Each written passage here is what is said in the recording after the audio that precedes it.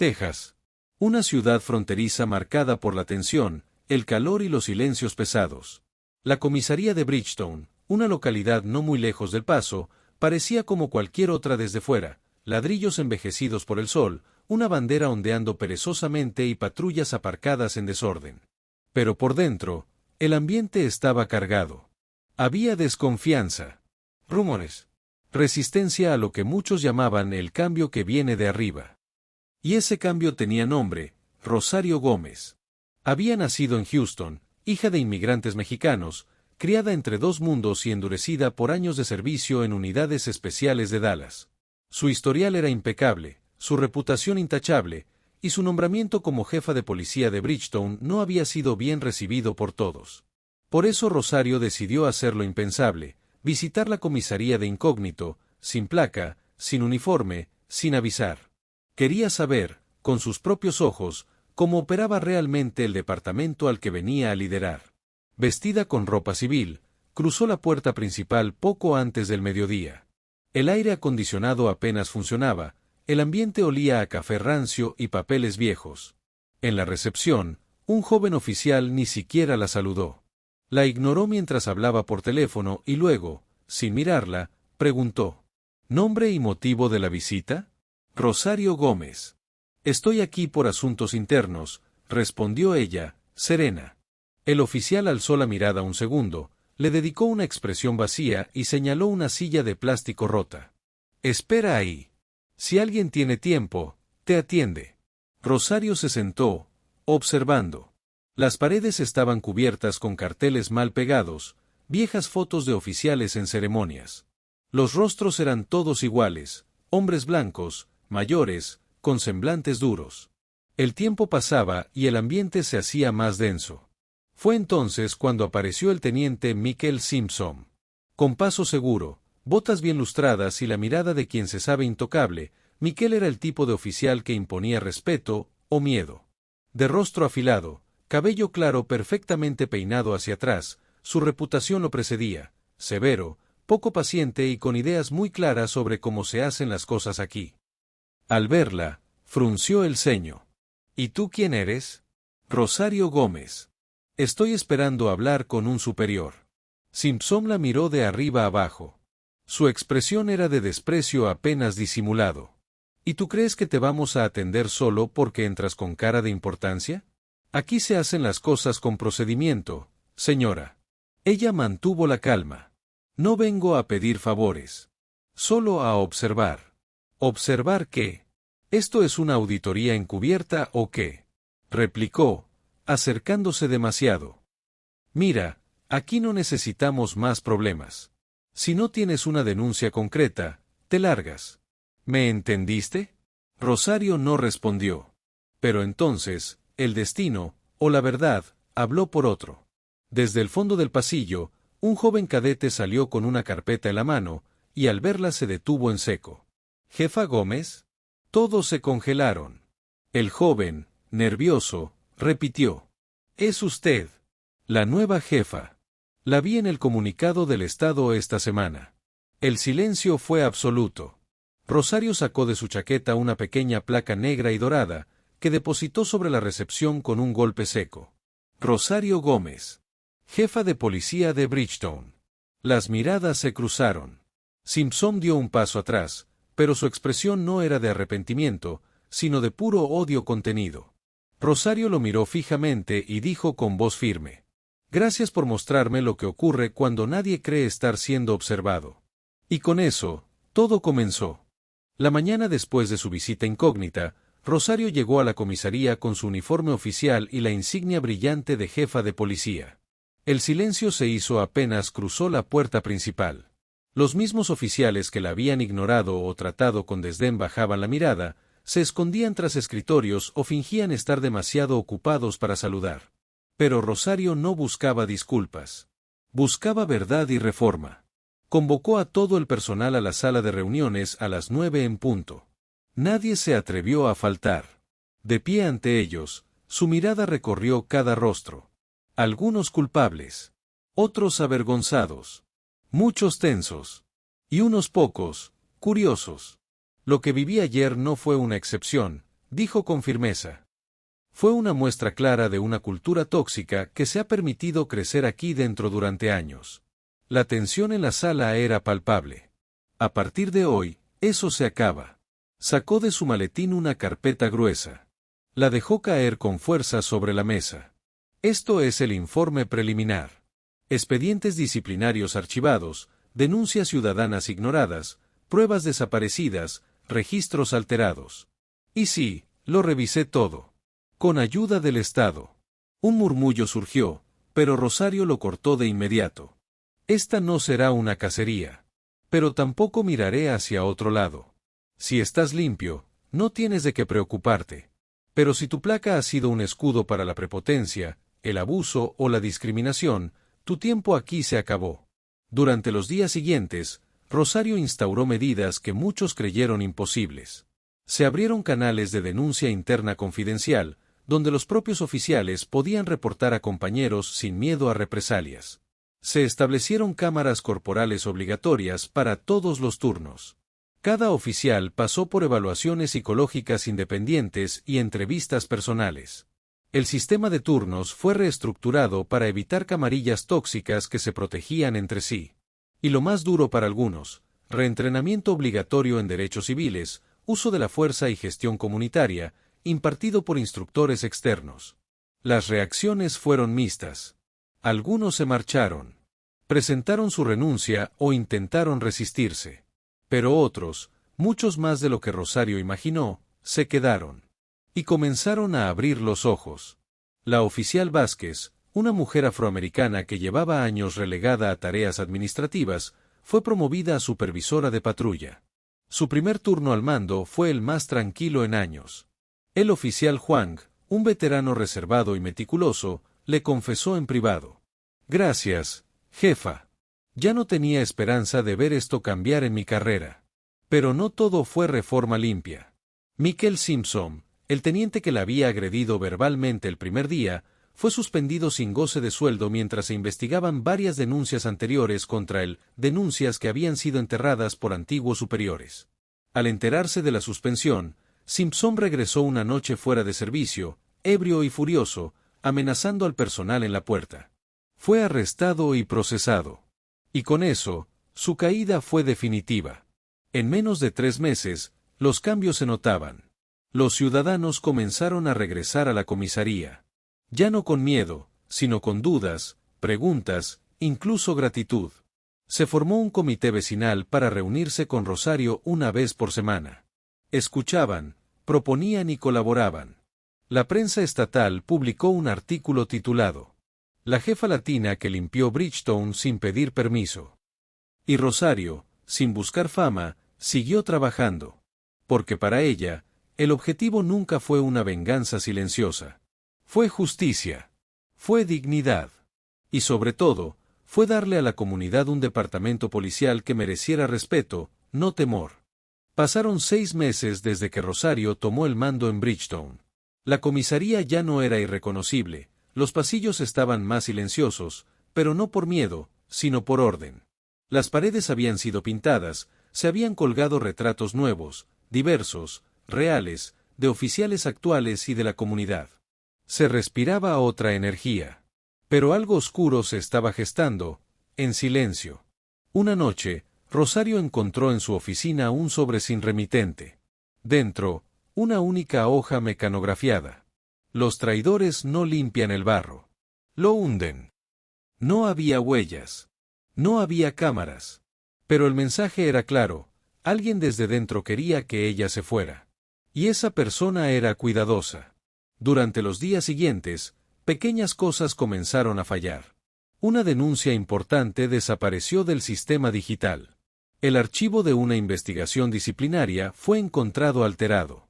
Una patrulla con cámaras activas se desvió de su ruta habitual, sin explicación. Rosario sabía que alguien jugaba sucio. Pero lo que no esperaba era que esa amenaza estuviera conectada a su pasado. Una mañana, mientras revisaba un antiguo informe disciplinario de oficiales transferidos de otros condados, un nombre la congeló. Capitán Matthew Mace Duval. Rosario no lo había visto en 14 años. Fue su mentor en la academia. El primero que la hizo sentir capaz. El primero en traicionarla. Mace había sido investigado por encubrir brutalidades policiales en Houston a principios de los 2000. Rosario, entonces una joven detective, testificó en su contra de forma anónima. Gracias a eso, Duvall fue destituido. Pero nunca supo que fue Rosario quien lo delató. Y ahora, su nombre aparecía vinculado a una nueva consultoría privada de seguridad que acababa de firmar un contrato con el ayuntamiento de Bridgestone para asesorar en materia policial. Ella entendió en ese instante, él había vuelto. Y no por redención. Los sabotajes internos coincidían con su llegada. Algunos oficiales lo conocían. Otros lo admiraban. Rosario comprendió que no solo se enfrentaba a un traidor, sino a un manipulador con acceso político y ansias de venganza. La amenaza ya no era solo al sistema. Era personal. Esa noche, Rosario fue al viejo archivo de denuncias selladas, y sacó el original de su testimonio contra Duvall. Todavía llevaba su firma. Si quieres guerra, murmuró para sí, te la voy a dar. Pero a la luz del día. El clima en Bridgestone se volvió espeso. Las tensiones invisibles comenzaban a sentirse en los pasillos.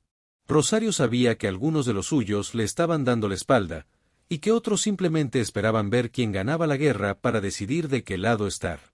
Pero justo cuando más sola se sentía, una figura del pasado volvió a aparecer. Una tarde, mientras revisaba los informes de patrullas en su oficina, la oficial de recepción le informó que alguien insistía en verla. Rosario, cansada, dijo que no recibía visitas sin cita.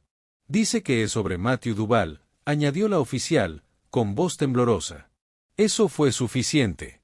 Rosario salió al vestíbulo, y allí, esperándola, con el rostro marcado por los años pero la postura aún firme, estaba el agente especial Javier Méndez, ahora retirado del FBI. ¿Rosario? Preguntó con una sonrisa cansada. Has cambiado. Pero esos ojos, siguen igual de tercos. Ella quedó inmóvil por un segundo. Javier había sido su primer contacto cuando denunció a Duvall en secreto. Él fue quien la protegió tras bambalinas durante la investigación. Pero luego, desapareció. ¿Qué haces aquí?, preguntó Rosario, aún desconfiada. Javier bajó la voz, se acercó. Porque me enteré de lo de Duvall. Y créeme, no está solo. Tiene respaldo, Rosario. Gente con dinero. Exoficiales. Un objetivo claro, desacreditarte, provocarte, hacerte caer, y luego regresar ellos como los salvadores. Rosario lo miró fijamente. Había aprendido a no confiar fácilmente. ¿Y por qué volver ahora? Javier suspiró. Porque no lo hice antes. Y me arrepiento cada día. Cuando testificaste, yo debía protegerte más. Pero el sistema me empujó a callar. Yo no quiero redención, quiero hacer lo correcto, esta vez. Contigo. Rosario lo observó. Y por primera vez en semanas, algo se suavizó en su mirada. ¿Tienes pruebas? Javier asintió y le entregó un pequeño pendrive. Grabaciones. Reuniones privadas. Cuentas cruzadas. No es suficiente para arrestarlo aún, pero sí para exponerlo, si estás dispuesta a arriesgarte. Rosario cerró el puño. ¿Aún sabes cómo infiltrarte en un sistema corrupto sin dejar huella? ¿Crees que olvidé? Entonces bienvenido a mi guerra, Javier. Pero esta vez, la vamos a ganar juntos. Después de cerrar la puerta de la oficina, Rosario y Javier desplegaron un plan minucioso. Sabían que no podían confiar en nadie más dentro de la comisaría, salvo en un pequeño grupo de oficiales leales que habían demostrado integridad durante la reforma. Primero, dividieron la operación en 3 frentes. Recolección de pruebas invisibles. Javier enseñó a Rosario cómo usar tecnología encubierta para captar reuniones clandestinas y conversaciones telefónicas sin levantar sospechas. Cámaras ocultas, micrófonos en bolígrafos, y hasta la manipulación de sistemas digitales para rastrear movimientos de Duvall y sus aliados. Control de la narrativa pública. Rosario contactó a una periodista investigativa local, una mujer valiente y comprometida llamada Mariana Cruz, quien había seguido de cerca las reformas en Bridgestone. Mariana sería la voz pública que expondría la corrupción, pero con la información adecuada para blindar su seguridad. Apoyo interno silencioso. Rosario convocó en secreto a 3 oficiales de confianza, incluyendo a la oficial Vázquez y al oficial Huang. Les asignó tareas de vigilancia y protección, además de mantener comunicación constante para evitar filtraciones. Durante semanas, Rosario y Javier monitorearon movimientos sospechosos. Captaron a Duval en reuniones secretas con funcionarios corruptos del ayuntamiento, negociando contratos y repartiendo sobornos para mantener su influencia. Al mismo tiempo, Duval empezó a darse cuenta que alguien lo seguía. Ordenó a sus seguidores sembrar dudas y rumores dentro del departamento para minar la autoridad de Rosario. Una noche, cuando un grupo de aliados de Duval intentó sabotear la patrulla de Rosario, el equipo reaccionó rápido. Gracias a la vigilancia interna, lograron identificar a los responsables y recopilar evidencias contundentes que los relacionaban con actos ilegales. Con las pruebas sólidas y la prensa lista para publicar, Rosario organizó una rueda de prensa junto a Mariana. Frente a cámaras y micrófonos, exhibieron grabaciones y documentos, desatando una investigación estatal inmediata contra Duval y sus cómplices. La comunidad, cansada de años de abuso, salió a las calles en apoyo a Rosario y a la reforma del departamento. La red corrupta comenzó a caer pieza por pieza, y aunque la batalla estaba lejos de terminar, Rosario y Javier demostraron que, con estrategia, coraje y aliados sinceros, el cambio era posible. La caída de Matthew Duval y su red corrupta no fue solo una victoria para Rosario y Javier, sino para toda la ciudad de Bridgetown. La rueda de prensa había sido un evento histórico, un punto de inflexión que resonó en cada rincón del departamento de policía y más allá. Tras semanas de investigaciones, arrestos y audiencias públicas, la justicia comenzó a tomar forma. Los cargos contra Duval fueron severos: conspiración, soborno, abuso de poder y obstrucción a la justicia. Varios funcionarios del ayuntamiento también enfrentaron consecuencias, y otros miembros del departamento fueron removidos o suspendidos. Pero el verdadero cambio estaba apenas comenzando. Rosario, con una mezcla de cansancio y determinación, se dirigió a su equipo en una reunión especial en la sala de conferencias de la comisaría. Había preparado un discurso que hablaba no solo de lo que habían logrado, sino del camino que aún tenían por delante. Hoy celebramos una victoria, pero no es el fin de nuestra lucha, dijo con voz firme pero cálida. La corrupción puede esconderse, pero nunca desaparecerá si no mantenemos nuestra vigilancia, si no protegemos nuestra dignidad y la de esta comunidad. Las miradas de sus oficiales reflejaban orgullo, pero también la comprensión del peso de la responsabilidad que tenían ahora. La transformación del departamento era un trabajo diario, una misión continua que requería sacrificio y compromiso. Rosario no solo implementó nuevas políticas, sino que también creó un programa de mentoría para jóvenes latinos y afroamericanos interesados en formar parte del cuerpo policial, buscando que la diversidad y la justicia social fueran el pilar del futuro. Por otro lado, Javier decidió quedarse en Bridgetown, no como agente del FBI, sino como asesor externo de la policía, ayudando a construir sistemas transparentes y métodos efectivos de vigilancia interna. Una tarde, mientras caminaban juntos por las calles revitalizadas del barrio, Rosario y Javier observaron a un grupo de niños jugando en un parque recién inaugurado, un lugar que tiempo atrás había estado marcado por la violencia y el miedo. ¿Crees que alguna vez estos niños conocerán las sombras que enfrentamos?, preguntó Javier. Rosario sonrió con melancolía y esperanza. Quizás no todas, pero conocerán la luz que decidimos encender. Y esa luz será su legado. En los meses que siguieron, la relación entre la policía y la comunidad floreció. Las tasas de criminalidad bajaron, pero, más importante aún, aumentó la confianza. Los oficiales ya no eran vistos como una fuerza implacable, sino como protectores genuinos. Rosario se convirtió en un símbolo de resistencia y justicia. Su historia inspiró documentales, charlas en universidades y conferencias sobre liderazgo y ética. Pero ella siempre mantuvo los pies en la tierra, recordando que su mayor logro era haber logrado que su gente recuperara la fe. Un día, en un evento comunitario, una mujer joven se le acercó con lágrimas en los ojos. «Gracias por no rendirte», le dijo. «Por demostrar que, aunque el camino sea oscuro, siempre hay esperanza». Rosario la abrazó y en ese momento comprendió que todo el dolor, la lucha y los sacrificios habían valido la pena. Porque al final, esta no fue solo la historia de una jefa de policía latina enfrentando corrupción. Fue la historia de una comunidad que decidió unirse para escribir un nuevo capítulo, lleno de justicia, dignidad y esperanza. Y así, mientras el sol se ponía sobre Bridgestone, Rosario supo que la verdadera victoria no estaba solo en derribar al enemigo, sino en construir un futuro donde nadie tuviera miedo de alzar la voz. La transformación de Bridgestone no fue rápida ni sencilla, pero fue real. La justicia había triunfado, sí, pero también lo había hecho la esperanza y la voluntad de cambiar lo que parecía inamovible. Rosario, rodeada de su equipo renovado y de una comunidad que la apoyaba, miraba hacia adelante con una mezcla de orgullo y humildad. Sabía que la lucha contra la corrupción y el racismo era constante, un camino sin atajos, pero también sabía que cada paso dado era una victoria para quienes creían en la justicia. En el discurso final que ofreció en la inauguración del nuevo Centro Comunitario de Justicia, sus palabras resonaron con fuerza en los corazones de todos los presentes. No se trata solo de limpiar un departamento o castigar a los culpables, dijo. Se trata de reconstruir la confianza, de escuchar las voces que han sido silenciadas y de defender la dignidad de cada persona, sin importar su origen o apariencia. La verdadera justicia no solo castiga, sino que también protege y une. Ella sabía que su historia, su batalla, era solo una entre muchas.